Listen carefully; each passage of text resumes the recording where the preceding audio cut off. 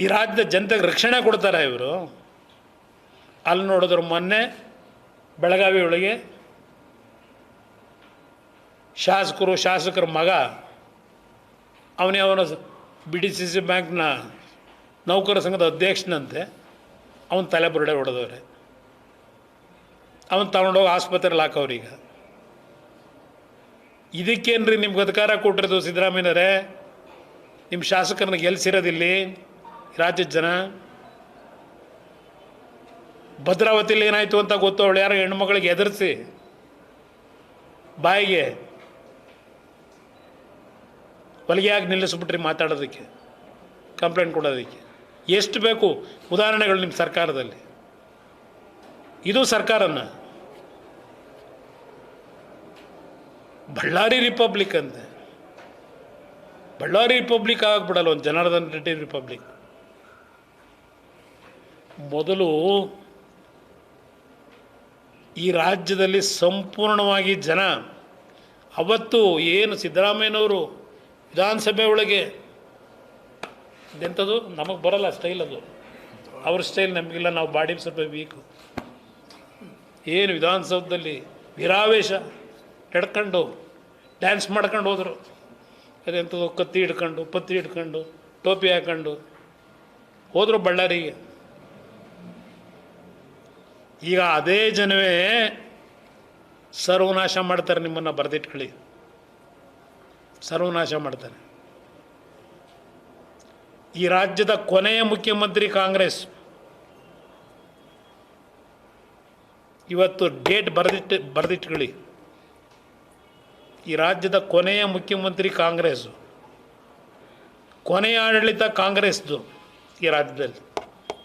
ಇವತ್ತು ಹೇಳಿದ್ದೀನಿ, ಬರೆದಿಟ್ಕೊಳ್ಳಿ. ನಾನು ಜಂಬದಲ್ಲಿ ಹೇಳ್ತಾ ಇಲ್ಲ ಈ ಮಾತನ್ನು. ಈ ಸರ್ಕಾರದ ನಡವಳಿಕೆ ಪ್ರತಿನಿತ್ಯ ಅಧಿಕಾರಿಗಳನ್ನು ಗುಲಾಮರು ಮಾಡ್ಕೊಂಡಿದ್ದೀರಲ್ರಿ. ಒಬ್ಬ ಸ್ವತಂತ್ರವಾಗಿ ಸ್ವಾಭಿಮಾನದಿಂದ ಕೆಲಸ ಮಾಡೋಕ್ಕಾಗ್ತಾ ಇಲ್ಲ. ಈ ರೀತಿಯ ವಾತಾವರಣ. ಪ್ರಾಯಶ್ಚಿತ ಅನುಭವಿಸ್ತೀರಿ, ತಿಳ್ಕೊಂಡಿದ್ದೀರಿ. 28ಕ್ಕೂ ನಾವೇ ಬನ್ರಪ್ಪ, ಭಾಳ ದೊಡ್ಡ ಸಾಧನೆ ಮಾಡಿದ್ದೀರಿ, ಜನ ಕಾಯ್ತಾವ್ರು ನಿಮಗೆ. 28ಕ್ಕೂ ನಾವೇ ಮಾಡೋಕ್ಕೆ. ಇವತ್ತು ಈ ಸರ್ಕಾರಕ್ಕೆ ಮಾನ ಮರ್ಯಾದೆ ಇದ್ದರೆ,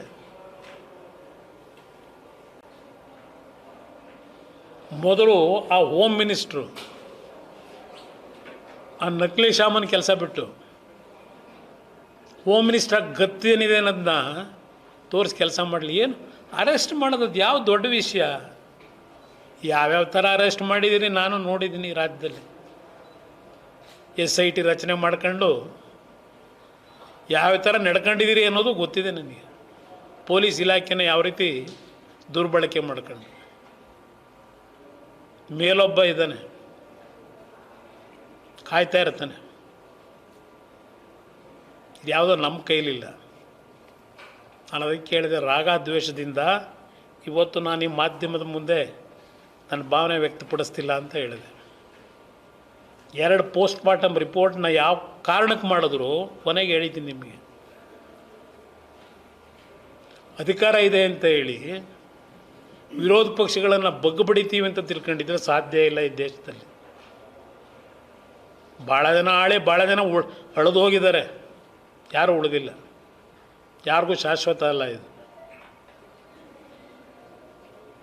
ನಾನು ನೋಡಿದ್ದೀನಿ ಅಧಿಕಾರನ, ಈ ಥರ ನಡೆಸಲಿಲ್ಲ ನಾನು. ಅದರಿಂದ ಈ ಸರ್ಕಾರಕ್ಕೆ ಏನಾದ್ರು ಮರ್ಯಾದೆ ಇದ್ದರೆ, ಕಣ್ಣು ಮುಂದೆ ಇದೆ ಎಲ್ಲ, ಕಣ್ಣು ಮುಂದೆ ಏನೇನು ನಡೆದಿರ್ತಕ್ಕಂಥದ್ದು. ಅಲ್ಲಿ ಬಳ್ಳಾರಿಲಿ ಕೇಳಿದರೆ ಬೀದಿಲಿ ಹೋಗೋ ಒಬ್ಬ ಸಾಮಾನ್ಯ ಎಕ್ಕಸಿಸ್ ಜ್ಞಾನ ಇಲ್ಲದೆ ಇರತಕ್ಕಂಥ ಒಬ್ಬ ಸಣ್ಣ ವ್ಯಕ್ತಿ ಕೇಳಿದರೂ ಹೇಳ್ತಾನೆ ಏನಾಗಿದೆ ಅಂತ ಹೇಳಿ. ಆ ಪರಿಸ್ಥಿತಿ ತಂದಿಟ್ಟಿದ್ದೀರಿ.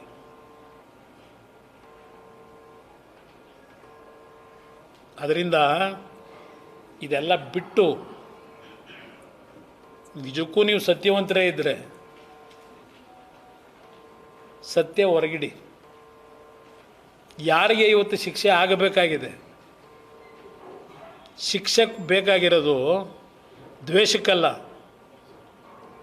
ಒಂದು ಭಯಭಕ್ತಿ ಅನ್ನೋದು ಇಲ್ಲದೆ ಇದ್ದರೆ ಇವತ್ತು ಏನಾಗ್ತಾ ಇದೆ ರಾಜ್ಯದಲ್ಲಿ, ಎಷ್ಟು ಸಾವುಗಳು, ಒಂದು ಕಡೆ ಕೊಲೆಗಳು, ಒಂದು ಕಡೆ ಸೂಸೈಡು, ಒಂದು ಕಡೆ ಮರ್ಯಾದೆ ಹತ್ಯೆ. ಇದು ಆಡಳಿತ ಅಂತ ಕರಿತೀರ ಸಿದ್ದರಾಮಯ್ಯರೇ?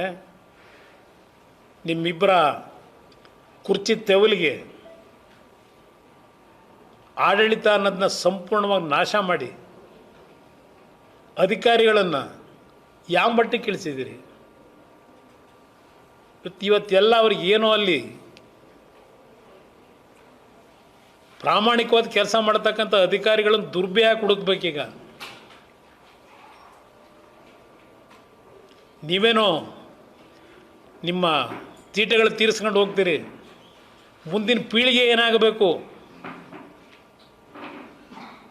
ಮುಂದಿನ ಈ ರಾಜ್ಯ ಏನಾಗಬೇಕು ಇಂಥ ಆಡಳಿತ ನಡೆಸ್ಕೊಂಡು, ಇದು ನನ್ನಲ್ಲಿರೋ ಚಿಂತೆ. ನಾನು ಏನು ಶಾಶ್ವತ ಅಲ್ಲ, ಯಾವನೂ ಏನು ಶಾಶ್ವತ ಅಲ್ಲ ಈ ಭೂಮಿ ಮೇಲೆ. ಹೋಗಬೇಕಾದ್ರೆ 4 ಜನ ಇಲ್ಲಪ್ಪ ಒಳ್ಳೆ ಆಡಳಿತ ಕೊಟ್ಟರು ಅಂತಕ್ಕಂಥದ್ದನ್ನು ಬರೆಯೋ ರೀತಿಯಲ್ಲಿ ಆಡಳಿತ ಇನ್ನು 2 ವರ್ಷವಾದರೂ ಮಾಡಿ, ಏನೋ ಇನ್ನೂ 5 ವರ್ಷ ನಾನೇ ಅಂತೀರಿ.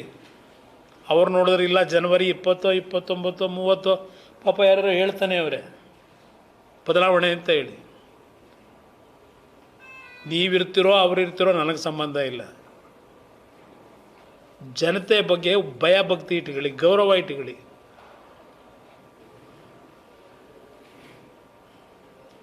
ಮರ್ಯಾದೆ ಇದ್ದರೆ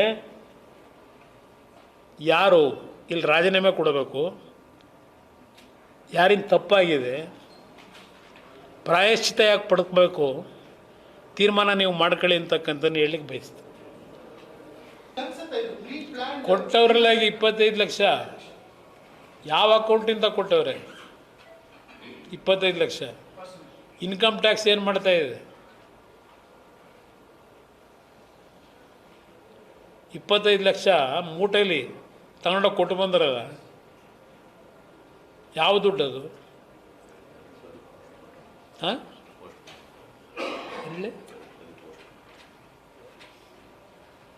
ಇಲ್ಲಿ ಅದಕ್ಕೆ ಹೇಳಿದ್ದು, ಹಿರಿಯ ಅಧಿಕಾರಿಗಳಿದ್ದರು. ನಿಮ್ಮ ಐ ಜಿ ಹೇಳಿದ್ರಲ್ಲ ಹೆಸರಿಗೆ ಹೆಣ್ಮಗಳದು, ಆ ಹೆಣ್ಮಗಳು ಸ್ಪಾಟಲ್ಲೇ ಇದ್ದರು. ಯಾರು ಲಾಠಿ ಚಾರ್ಜ್ ಮಾಡೋದನ್ನು ಬೇಡ ಅಂತ ನಿಲ್ಲಿಸಿದ್ದು, 144 ಸೆಕ್ಷನ್ ಹಾಕಿ ಅಂತ ತಹಶೀಲ್ದಾರ್ ಆದೇಶ ಮಾಡಾಗಿದೆ. ಯಾತಕ್ಕೆ 144 ಸೆಕ್ಷನ್ ಇಂಪ್ಲಿಮೆಂಟ್ ಮಾಡಲಿಲ್ಲ? ಯಾರು ಚಿತಾವಣೆ ಮೇಲೆ ಮಾಡಲಿಲ್ಲ? ಇದು ಮೊದಲೇ ಪ್ರೀ ಪ್ಲ್ಯಾನ್ಡ್ ಅಂತಕ್ಕಂಥದ್ದು ಇಲ್ಲೂ ಮೇಲ್ನೋಟಕ್ಕೆ ಕಾಣುತ್ತೆ. ಜನಾರ್ದನ್ ರೆಡ್ಡಿ ಅವರ ಮನೆ ಮೇಲೆ 6 ಗುಂಡನ್ನು ಯಾಕೆ ಹಾರಿಸಿದ್ರು? ಗ್ಲಾಸ್ ಯಾಕೆ ಹೊಡೆದ್ರು? ಆಟೋದಲ್ಲಿ ನೀವೇ ತೋರಿಸ್ತೀರಿ ಟಿ ವಿಲಿ, ಪೆಟ್ರೋಲ್ ಬಾಂಬ್ಗಳನ್ನ ಇಟ್ಕೊಂಬರ್ತಾರೆ, ಪೊಲೀಸ್ನರೇ ತೆಗೆದು ನೆಲದ ಮೇಲೆ ಹಾಕ್ತಾರೆ. ಆ ಆಟೋ ಸೀಸ್ ಮಾಡಬೇಕು ಅನ್ನೋದು ಬೇಡ? ಆಟೋ ಇದನ್ನು ತಂದಾಗ ಪೆಟ್ರೋಲ್ ಬಾಂಬ್ಗಳನ್ನ ಸೀಸ್ ಮಾಡಿದ್ರೆ ಆಟೋನ ಹೇಳ್ತಾ ಹೋದ್ರೆ ಹಲವಾರು ವಿಷಯಗಳು ಹೇಳ್ಬೋದು. ಇಲ್ಲಿ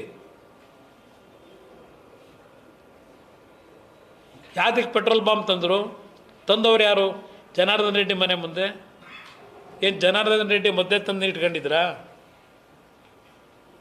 ಸದ್ಯ ಅವ್ರ ಮನೇಲಿ ಯಾರು ಹೋಗ್ಬೇಕಾಗಿತ್ತೋ ಆ ಗುಂಡೇಟಲ್ಲಿ,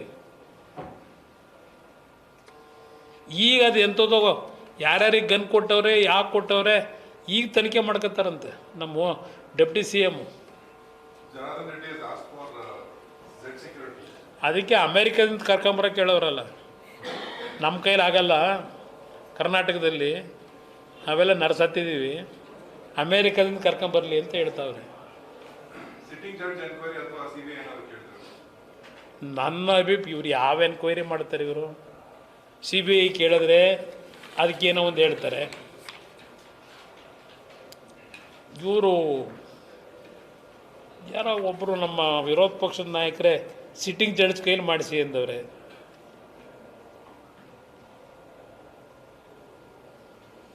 ಅಲ್ಲ ಈ ಥರ ಬಿಡಿ ಸತೀಶ್ ರೆಡ್ಡಿದು ಭರತ್ ರೆಡ್ಡಿದು ಕಾಂಟ್ರಾಕ್ಟ್ ಅವೆಲ್ಲ ತನಿಖೆಯಲ್ಲಿ ಅವರೆಲ್ಲ ಹೊರಗಡೆ ಇಡಬೇಕಲ್ಲ.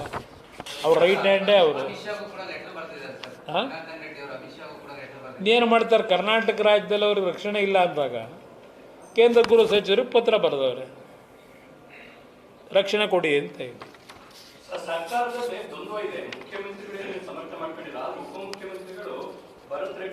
ಓಪನ್ ಆಗಿ ಹೇಳೋರಲ್ಲ ನನ್ನ ಬೆಂಬಲ ಇದೆ ಅಂತ. ಯಾಕೆಂದ್ರೆ ಒಬ್ಬ ಎಮ್ ಎಲ್ ಎ ಸಿಗ್ತಾರಲ್ಲ ಸಪೋರ್ಟ್ಗೆ, ಅವರಿಗೆ ಕಾಂಗ್ರೆಸ್ ಕಾರ್ಯಕರ್ತ ಸತ್ತಿರೋದು ಯೋಚನೆ ಇಲ್ಲ ಇವ್ರ ಗುಂಡೇಟಲ್ಲಿ. ಅವ್ರಿಗೊಬ್ಬ ಎಮ್ ಎಲ್ ಎ ಬೇಕು ಓಟ್ ಹಾಕ್ಸ್ಕೊಳ್ಳೋ ಇದಕ್ಕೆ, ನೆಕ್ಸ್ಟ್ ಮುಖ್ಯಮಂತ್ರಿ ಆಗಬೇಕಲ್ಲ, ಅದಕ್ಕೆ ಭರತ್ ರೆಡ್ಡಿ ಬೆಂಬಲ ಅವರು. ನಡೀತಾ ಇರೋದು ಇದೆ ಇಲ್ಲಿ.